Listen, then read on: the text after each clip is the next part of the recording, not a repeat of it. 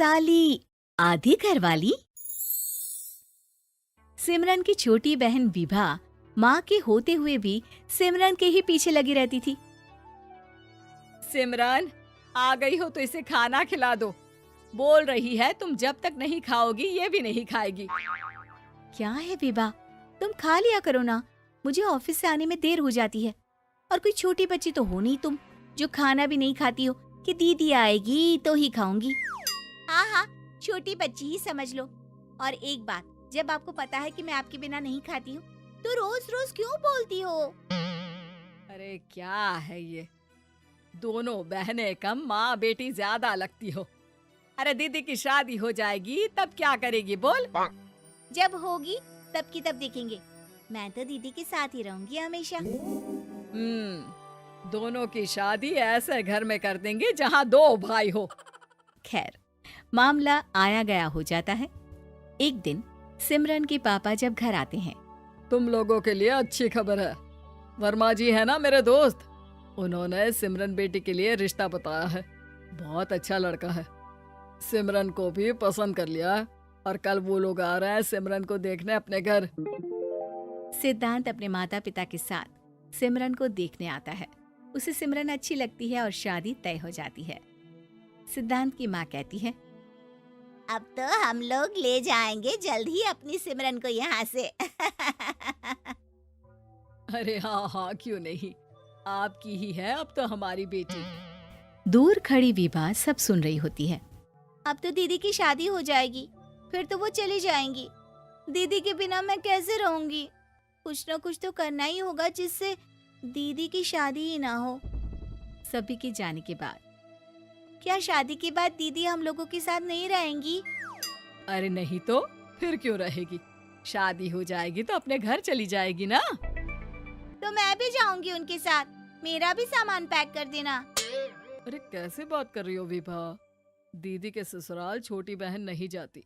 हाँ, कभी कभी जाकर मिलाना और रोज फोन पर भी बात कर लेना, ठीक है? नहीं पापा, आप तो जानते हैं मैं दीदी के बिना खाना भी नहीं खाती, ना ही मुझे उनके बिना नींद आती है।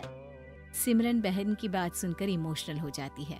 अगले दिन से विभा खाना खाना छोड़ देती है। लोगों के लाख समझाने के बाद भी विभा ना खाती है ना ही सोती है। अंत में हार मानकर सिमरन सिद्धांत से मिलती है। सिद्धांत, मेरे मम्मी पापा ने बचपन से ही विभा और मुझे साथ रखा। वो मुझसे बहुत जुड़ी है। मुझे उसकी टेंशन रहेगी शादी के बाद, क्योंकि वो मेरे बिना नहीं रह सकती है। अरे ये तो छोटी सी बात है, वो हम लोगों के साथ हमारे घर में रह सकती है।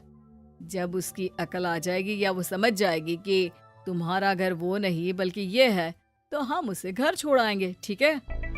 सिमरन खुश हो जाती है क्योंकि वो यही चाहती थी। वो माँ पिता से बात कर लेती है। अरे कैसी बात कर रही हो सिमरन, भला बेटी के ससुराल में हम छोटी बहन को कैसे भेज दे? जमाना क्या कहेगा? अरे तू पागल हो गया है, मना कर दे। इस शादी में इन लोगों का तो ये चलता ही रहेगा। कभी बहन यहाँ आ रही है, कभी वो बहन के पास जा रही है।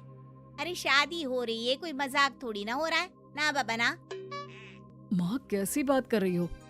सिमरन से मैं जुड़ाव महसूस कर रहा हूँ और इतनी सी बात के लिए इतनी अच्छी लड़की को कैसे छोड़ सकता हूँ? सिद्धांत की भी जिद होती है कि वो सिर्फ सिमरन से ही शादी करेगा, और होता भी वैसा ही है। सिद्धांत और सिमरन की शादी हो जाती है और दहेज में आ जाती है विभा।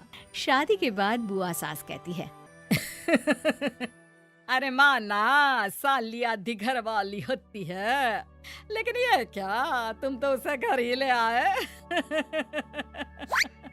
तभी चाची कहती है, सिद्धांत को तो हम लोगों ने सीधा समझा था, लेकिन सबसे तेज तो यही निकला। अरे देखो कैसे दहेज तो नहीं लिया, लेकिन साली पर कब्जा कर लिया।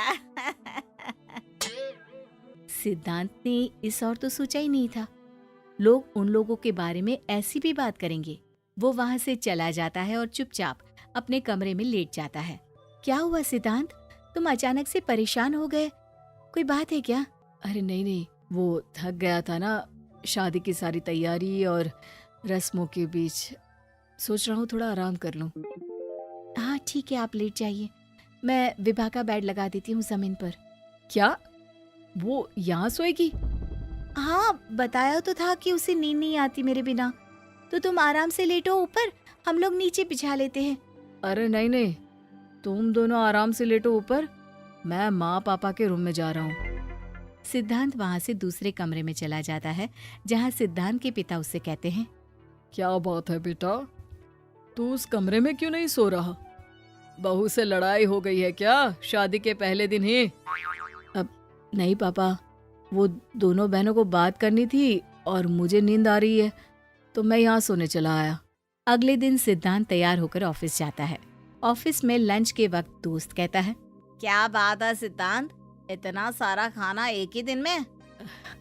हाँ यार, वो सिमरन को खाना बनाने का शौक है तो उसी ने बनाया है।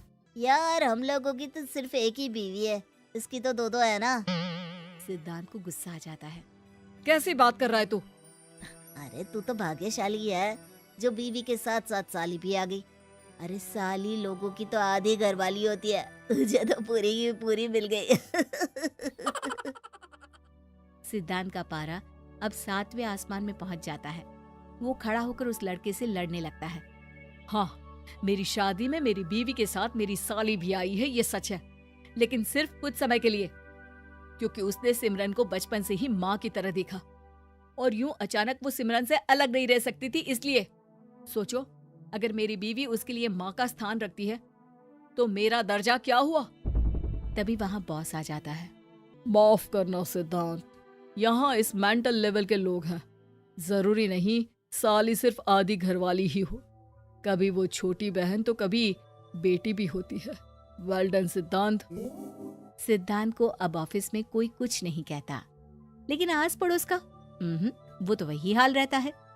सिद्धांत ऑफिस से घर की ओर आ रहा होता है कि रास्ते में उसे अपनी कॉलोनी का दोस्त मिल जाता है। क्या बात है, चेहरे की चमक बता रही है, शादी से बड़ा खुश है तू, क्यों?